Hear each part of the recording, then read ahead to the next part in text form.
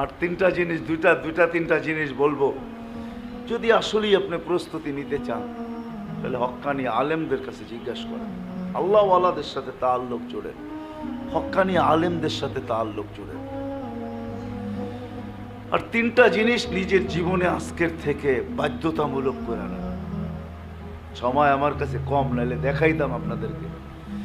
কিছু জিনিস ভিতর থেকে বাহির করতে হবে, কিছু জিনিস ভিতরে ঢুকাইতে হবে। একটারে আরবিতে তাখলিয়া বলে, খালি করা, একটা হলো তাহলিয়া মানে হুলুল, ভিতরে ঢুকাইতে হবে। ওটা খোলার সময় আমার কাছে নাই, কি বাহির করতে হবে, কি ঢুকাইতে হবে। কমসে কম এতটুক করি আজকের থেকে সবাই, তিনটা জিনিসকে লাজেমি বানায় আনি।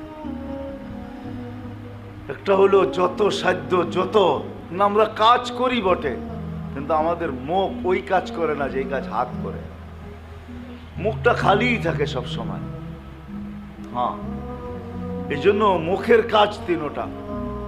কাসরতে ইস্তেগফার, যত দুরূদ ইস্তেগফার পড়া যায়, যত ইস্তেগফার। আল্লাহ ওয়ালারা এটার হদ বলছেন কমসে কম 1000 বার, কমসে কম 1000 বার, কমসে কম 1000 বার কাসরতে ইস্তেগফার। শুধু আস্তাগফিরুল্লাহ বললেও চলবে, আস্তাগফিরুল্লাহ। আরবি পারি না, বাংলায় বলি আল্লাহ মাফ করা দেন, আল্লাহ মাফ করা দেন, আল্লাহ মাফ করা দেন, আল্লাহ মাফ করা দেন, আল্লাহ মাফ করা দেন। 1000 বার বলি আল্লাহ মাফ করা দেন। যারা কাসরতে ইস্তেগফার পড়ে, কিতাবওয়ালারা লেখছে, এদেরকে সতর্ক করছে, তোমরা কারোর জন্য বদদোয়া করো না। এদেরকে